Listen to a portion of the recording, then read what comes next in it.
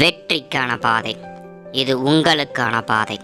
இன்றைய செய்தி, நாளைய வரலாறு. மறக்காமல் நம்ம சேனலை லைக் பண்ணுங்கள், சப்ஸ்கிரைப் பண்ணுங்கள், ஷேர் பண்ணுங்கள். டிஸ்க்ளைமர்: இந்த சேனலில் தெரிவிக்கக்கூடிய ஒவ்வொரு கருத்துக்களுமே என்னுடைய தனிப்பட்ட கருத்துக்களை எஜுகேஷனல் பர்பஸுக்காக மட்டும்தான் இந்த வீடியோவை நான் மேக் பண்ணியிருக்கேன். நம்ம இன்றைக்கி என்ன பார்க்க போகிறோம்? Good evening team members. மற்ற விஷயங்கள்லாம் மேலே பேசியாச்சு. சொல்கிற அளவுக்கு மற்ற விஷயங்கள் இப்போ பேச வேண்டியதில்லை. இம்பார்ட்டண்டான விஷயம் எனக்கு அப்போயே தெரியும். 113 பேருக்கு பேமெண்ட் போட்டு ஸ்டாஃப் ஐடி நேமோடு தூக்கி போட்டாலும் ஒருத்தருடைய பேமெண்ட் ப்ரூஃப் ஒழுங்காக வராது. முழுசாக 50 பேருக்கு கூட வராதுன்னு தெரியும். மெயிலே எனக்கு தெரிஞ்சு 10 பேரை என்னவோ ப்ரூஃப் அனுப்பிட்டீங்க. ஆனால் மெயிலில் அனுப்ப தெரிஞ்சவங்களுக்கு இதை நம்ம கமெண்டர்ஸ்க்கு அனுப்பணும்னு சொல்லி இன்ஸ்ட்ரக்ஷன் கொடுத்துருக்காரு. அதை ஃபாலோ பண்ணணும் அப்படின்றது மட்டும் கொஞ்சம் கஷ்டமாக இருக்குது. 113 பேரில் ஒருத்தர் பேமெண்ட் ப்ரூஃப் அனுப்பியிருக்கீங்க. அதுதான் நீங்கள் இன்ஸ்ட்ரக்ஷன் ஃபாலோ பண்ணுறது. சரி, எஸ்பிஐ விட்டு கிளம்பிட்டீங்க. இதுக்கு மேலே நீங்கள் ஃபாலோ பண்ண மாட்டீங்கன்னு தெரியும். அது பிரச்சனை இல்லை. இப்போ அடுத்த விஷயத்துக்கு வருவோம். யாரெல்லாம் பேங்க் அக்கௌண்ட் டீட்டெயில்ஸ் அப்டேட் பண்ணாமல் இருக்கீங்களோ அப்டேட் பண்ணிவிடுங்க. இன்றைக்கி லிஸ்ட் எடுத்தாச்சு. அடுத்த வேலை எஸ்பிஓ டிடிஎஸ் பே பண்ண போகிறாங்க. இந்த மாதமே கம்பல்சரி அத்தனை பேருக்கும், இதுக்கு முன்னாடி நீங்கள் வாங்கின அத்தனை பேமெண்ட்டுக்கும் டிடிஎஸ் உங்களுக்கு எஸ்பிஓ பே பண்ண போகுது. உங்கள் பேன் கார்டு பேசிஸில் 14,000 பேர், எப்படி 14,000 பேர் பேங்க் டீட்டெயிலில் பேன் கார்டு ஃபில் பண்ணாதே இருக்கீங்க. அதாவது பேங்க் டீட்டெயிலே கொடுக்காமல் இருக்கீங்க. 14,000 பேர். நிறைய பேர் பேன் கார்டு நம்பர் ஃபீல்டில் உட்காந்து மொபைல் நம்பர் போட்டிருக்கீங்க, ஆதார் கார்டு போட்டிருக்கீங்க, தப்பான பேன் கார்டு போட்டிருக்கீங்க. ரைட்? அந்த மாதிரி ஏதாச்சும் மிஸ்டேக் பண்ணியிருந்தீங்கன்னா பேன் கார்டு கமாண்டர்ஸ்க்கு தெரியப்படுத்துங்க. அவங்க ரெக்வஸ்ட் எடுப்பாங்க. அதை எப்படி சரி பண்ணுறதுன்றதும் அவங்க சொல்லுவாங்க. ஓகே? மிஸ்டேக் பண்ணியிருக்கிறவங்க, அப்டேட்டே பண்ணாதவங்கெல்லாம் மேக்ஸிமம் 2 டேஸ்க்குள்ளே அப்டேட் பண்ணிவிடுங்க. அப்படி இல்லைனா உங்கள் ஐடியும் பிளாக் லிஸ்ட்டில் போயிடும். ரைட்? ஏன் அப்படின்னா, இப்போ என்ன சார், இப்போ எதுக்கு சார், அது என்ன சார் ப்ராப்ளம், நாங்கள் பொறுமையாக பண்ணலான்னு இருந்தோம், ஏதாவது ரீசன் நீங்கள் சொல்லுவீங்க இல்லையா? நீங்கள் எந்த ரீசன் சொன்னாலும் இப்போ ஏன் எமர்ஜென்சினா, நீங்களாம் ஆல்ரெடி பேமெண்ட் வாங்கியிருக்கீங்க. இங்கே என்ன பிரச்சனைனா, இந்த 14,000 பேர் யாருன்னா, இதுக்கு முன்னாடி எஸ்பிஓவில் பேமெண்ட் வாங்கினவங்க இன்னும் பேங்க் டீட்டெயில் அப்டேட் பண்ணாமல் இருக்கீங்க. அதுதான் இங்கே ப்ராப்ளம். ஏன்னா இதுக்கு முன்னாடி பேமெண்ட் போட்ட என்னதான் இருக்கும், டிடிஎஸ் பே பண்ணணும் இல்லையா? இன்றைக்கி நம்ம அட்மின் டீம் லிஸ்ட் எடுத்தாச்சு, அதை ஆடிட்டிங் டீமுக்கு கொடுத்தாச்சு. அதில் அவங்க செக் பண்ணி பார்த்துட்டு 14,000 பேர் இன்னும் பேன் டீட்டெயிலே அப்டேட் பண்ணாமல் இருக்காங்க. அவங்கள கண்டிப்பாக பண்ண சொல்லிவிடுங்க. அப்படி இல்லைனா அவங்களுக்கு நீங்கள் 20% அந்த அமௌண்ட் எவ்வளோ அவங்களுக்கு சேலரி போட்டிங்களோ அதில் 20% நீங்கள் தான் அவங்க கை காசை போட்டு கட்டி ஆகணுன்ட்டாங்க. கண்டிப்பாக எஸ்பிஐ இப்போ இருக்கிற சுச்சுவேஷனுக்கு எதையோ பண்ணிக்கிட்டு இருக்கு. கண்டிப்பாக கட்ட மாட்டாங்க. அக்கௌண்ட்டை பிளாக் பண்ணிவிடுவாங்க. ஸோ அதில் இருக்கிற அமௌண்ட்டை எடுத்து கட்டிடுவாங்க. உங்கள் அக்கௌண்ட்டை பிளாக் பண்ணிட்டாங்கன்னா நீங்கள் உங்கள் வாலெட்டில் கண்டிப்பாக அமௌண்ட் இருக்கும், அப்ளிகேட் வாலெட்டில். அந்த அமௌண்ட்டை என்ன பண்ணுவாங்க, டிடெக்ட் பண்ணி எங்கே கட்டிடுவாங்க. அதனால் மறக்காமல் 2 டேஸ்க்குள்ளே ஃபில் பண்ணுற வேலையை பாருங்கள். அதுவும் சம்பளம் வாங்கினவங்க ஃபில் பண்ணாத இருக்கீங்க பார்த்தீங்களா? அதுதான் எங்கள் பிரச்சனை. இப்போ சம்பளம் வாங்காதவங்க மட்டும்தான் லிஸ்ட் எடுத்திருக்கோம். அதில் 14,000 பேர். இன்னும் நிறைய பேர் கண்டிப்பாக பண்ணாத இருப்பீங்க. அதை தனியாக ஒரு லிஸ்ட் எடுக்கிறோம். அது மொத்தத்தில் யாரும் பண்ணாமல் இருக்காதீங்க. பேங்க் டீட்டெயிலை அப்டேட் பண்ணிவிடுங்க. பேன் கார்டு நம்பரை கரெக்டாக கொடுங்க. தப்பான பேன் கார்டு நம்பர் கொடுத்த எல்லாருக்குமே கம்பல்சரி டிடெக்ஷன் இருக்கும்.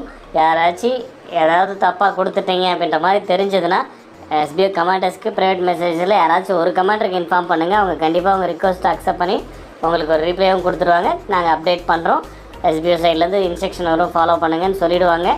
வெயிட் பண்ணுங்கள். அதோட விடுங்க. அடுத்தடுத்த கமாண்டர்ஸ்க்கு ஒரே கம்ப்ளைண்ட்டை கொண்டு போகாதீங்க. இந்த கம்ப்ளைண்ட்டை கமாண்டர்ஸ்க்கு கொண்டு போங்க.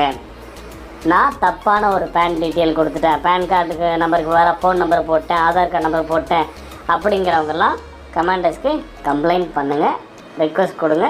அவங்க என்ன பண்ணுவாங்க, வெரிஃபை பண்ணிவிட்டு உங்களுக்கு அதை சரி பண்ணுறதுக்கான ஐடியா என்னன்றதை நான் நோட்டீஸ் போர்டில் எவ்வளோ ரிக்வஸ்ட் வருதுன்றதை பொறுத்து நோட்டீஸ் போர்டில் அதுக்கான ஆன்சர் கொடுக்குறேன். ஸோ ஃபில் பண்ணாதவே இருக்கிறவங்களாம் ஃபில் பண்ணிவிடுங்க. தப்பாக ஃபில் பண்ணவங்களாம் கமாண்டர்ஸ் காண்டாக்ட் பண்ணி சரி பண்ணிக்கோங்க. கமாண்டர்ஸை காண்டாக்ட் பண்ணும்போது உங்கள் நேமு, உங்கள் ஸ்டாஃப் ஐடி மஸ்ட்டு. ஆல்ரெடி நான் பேசியிருக்கனாலும் பரவாயில்லை, ஒவ்வொரு மெசேஜுக்குமே உங்கள் நேமு, ஸ்டாஃப் ஐடி போட்டு இந்த மாதிரி இஷ்யூன்றது தெரியப்படுத்துங்க. ரைட்? ஒன்று. அப்படி இந்த 2 ஆப்ஷனுமே பண்ணாத இருக்கீங்க, அதாவது ஃபில் பண்ணாதவங்க அக்கௌண்ட்டை பிளாக் பண்ணிவிடுவாங்க கண்டிப்பாக. ஒன்று, ஏன்னா இன்ஸ்ட்ரக்ஷன் ஃபாலோ பண்ணலாம் கம்பெனிக்கு தான் லாஸு. அப்புறம் அந்த ஐடியா எப்படி வச்சுருப்பாங்க, கண்டிப்பாக பிளாக் பண்ணிவிடுவாங்க. தப்பான பேன் கார்டு டீட்டெயில் கொடுத்துருக்கீங்க அப்படின்னா இப்போ டைம் கொடுக்குறாங்க 2 days, நாளை மறுநாள், அதாவது இன்றைக்கி அடுத்த நாள் வந்துடுச்சு இல்லையா, Thursday and Friday, maximum Saturday வரைக்கும் எஸ்பிஐ வெயிட் பண்ணுவாங்க. ரைட், Saturdayக்குள்ளே இந்த தப்பானவங்களாம் கரெக்ஷன் பண்ணிக்கல, கமெண்டர்ஸ்க்கு தெரியப்படுத்தலை அப்படின்னா அவங்களதுலாம் என்ன பண்ணுவாங்க, 20% உங்கள் வாலெட்லேருந்து ஆட்டோமேட்டிக்காக டெபிட் பண்ணிக்குவாங்க. டெபிட் பண்ணி அந்த ஃபண்டை எடுத்து டிடிஎஸ்க்கு பயன்படுத்திக்குவாங்க. அவ்வளோதான். ஸோ இதுதான், இப்படி தான் இனிமேல் சொல்யூஷன்ஸ்லாம். ஸோ எஸ்பிஐ சொல்லி பார்த்தாச்சு. நாளைக்கு எடுக்க சொல்கிறோம், அந்த லிஸ்ட்டுமே எடுக்க சொல்கிறோம். கண்டிப்பாக எப்படியும் ஒரு 50-60,000 பேருக்கு மேலே பேங்க் டீட்டெயில் ஃபில் பண்ணாத இருப்பீங்க. ஏன் இப்படி இருக்கீங்கன்னு தெரியல. இப்போ தெரியுதா, எல்லாத்தையும் ஏன் சார் எங்களுக்கே குறை சொல்லிங்கிறீங்க. இப்போ நீங்கள் டிடிஎஸ் பே பண்ணணும், இன்றைக்கி லிஸ்ட் எடுத்து அனுப்பியாச்சு, ஓகே சார் ஃபில் பண்ணிவிடுங்க. ஏன்னா எஸ்பிஐயோடைய ஜிஎஸ்டி ஏப்ரல் மந்த் வரைக்கும் ஃபுல்லாக பே பண்ணி முடிச்சாச்சு. ஜிஎஸ்டி முடிஞ்சதுன்னா அடுத்தது டிடிஎஸ் விஷயம் தான் கொண்டு போகணும். இன்றைக்கி ஆடிட்டிங் டீம் அந்த வேலையை போய் பண்ணலான்னு போகும்போது இன்றைக்கி டிடிஎஸ் ஃபில் பண்ணுறதுல இந்த மாதிரி ஒரு இஷ்யூ. அந்த அமௌண்ட்டு சரி ஓகே சார் 14,000 பேர் ஃபில் பண்ணாமல் இருக்காங்க இல்லைங்களா, அது ஏதாவது கொஞ்சம் எக்ஸ்ட்ரானா கூட பரவாயில்ல, எவ்வளோ சார் ஆகும்? நியர்லி அந்த அமௌண்ட்டு 3 crores கிட்ட வருது. யார் கட்டுவாங்க 3 crores? சும்மா கிடையாதுல்ல. ரைட், யோசிக்கணும். நீங்கள் பண்ணுற தவறுகளால் நீங்கள் அக்கௌண்ட் டீட்டெயில் ஃபில் பண்ணாததுனால எஸ்பிஐ 3 crores நீங்கள் ஃபில் பண்ணிங்கன்னா அவ்வளோ கட்ட வேண்டியது வராது. டிடிஎஸ் கண்டிப்பாக நாங்கள் தான் கட்டி ஆகணும், பட் அவ்வளோ கட்ட வேண்டியது வராது. ரைட், 20% கட்டுறதுக்கும் 5% கட்டுறதுக்கும் வித்தியாசம் இருக்குல்ல. ரைட், அதை இன்னும் எப்படி கம்மி பண்ணலான்னு தான் யோசிச்சுக்கிட்டு இருக்காங்க. சரியா, அதை விட்டுட்டு நீங்கள் கட்டில் பேங்க் டீட்டெயில் அப்டேட் பண்ணலாம், 20% கம்பெனி கட்டிக்கிட்டு உட்காந்துட்ருக்காது. மறக்காமல் பேங்க் டீட்டெயில் அப்டேட் பண்ணாதவங்க அப்டேட் பண்ணிக்கங்க, தப்பாக அப்டேட் பண்ணவங்க கமெண்டர்ஸ்க்கு தெளிவான ரெக்வஸ்ட் கொடுங்க, அவங்க அதை சரி பண்ணி கொடுப்பாங்க. ஓகே, கிளியராக இன்ஸ்ட்ரக்ஷனை ஃபாலோ பண்ணுங்கள். இனிமேல் அடுத்தடுத்து நிறைய அப்டேஷன் வந்துக்கிட்டே இருக்கும். குரூப்பில் உட்காந்து பேசிக்கிட்டு இல்லாமல் நோட்டீஸ் போர்டு பக்கம் வந்து நோட்டீஸ் போர்டில் என்ன சொல்கிறாங்கன்னு காது கொடுத்து கேட்டு ஃபாலோ பண்ண ஆரம்பிங்க. நிறைய டைம் கொடுத்தாச்சு, இனிமேல்லாம் இன்னும் ரொம்ப குயிக்காக நம்ம எல்லா ஒர்க்கை முடிச்சுட்டு ஒர்க்கை ஸ்டார்ட் பண்ணிவிடுவோம். ஏன்னா அப்படியே அப்ரூவல் கிடைக்கிறதுக்கு ரொம்ப நாளாக எடுத்துக்கிட்டு போயிட மாட்டாங்க இனிமேல். ஏன்னா நம்ம சைடில் எல்லாமே எஸ்பிஓ சைட்லேருந்து என்னெல்லாம் கொடுக்கணுமோ எல்லாமே கொடுத்து முடிச்சாச்சு. இனிமேல் அவங்க அடுத்தடுத்த டிபார்ட்மெண்ட் போயிட்டு அந்த ஃபைல் எல்லாம் ஓகேன்ற லெட்ரு வரணும், அவ்வளோதான். அது குயிக்காகவே வந்துடும். அதுக்குள்ளே எல்லா வேலையும் டக்குன்னு முடிக்கிறதுக்கான வேலையை தான் நாங்கள் பார்ப்போம்.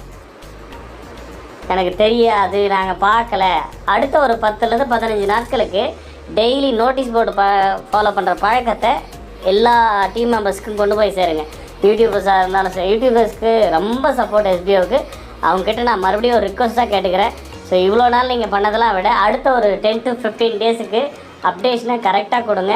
மெயினாக நோட்டீஸ் போர்டை எல்லாரையும் பார்க்க சொல்லுங்கள், ரொம்ப இம்பார்ட்டன்ட். அதுதான் டக்கு நிறைய விஷயங்கள் இந்த 15 நாட்களுக்குள்ளே நீங்கள் நோட் பண்ணி பாருங்கள். இன்றைக்கி first day, May 1. Okay, first day start பண்ணியிருக்கோம். பேமெண்ட்டை ரீஃபண்டபிள் போகிறதுக்கு ஸ்டார்ட் பண்ணியிருக்கோம். இன்னைக்கு டேட்லேருந்து அடுத்த 15 நாட்களுக்கு எப்படி இருக்க போகுது அப்படிங்கிறத பாருங்கள். இதுக்கு முன்னாடி ஒரு 15 நாள் எப்படி இருந்துச்சு பாருங்கள், உங்களுக்கே டிஃப்ரென்ஸ் தெரியும். எவ்வளோ குயிக்காக அடுத்தடுத்து என்னென்ன அப்டேஷன் வந்துக்கிட்டே இருக்குது, டக்குன்னு எப்படி மூவ் பண்ணிகிட்டு இருக்காங்கன்னு உங்களுக்கு தெரிஞ்சு. ஏன்னா எஸ்பிஓ சைட்லேருந்து கொடுக்க வேண்டிய எல்லா ப்ராசஸும் கவர்மெண்ட்டுக்கு முடிஞ்சுது. எல்லா ப்ரூஃப்ஸு, கேட்ட documents, details A to Z எல்லாமே கம்ப்ளீட்டட்.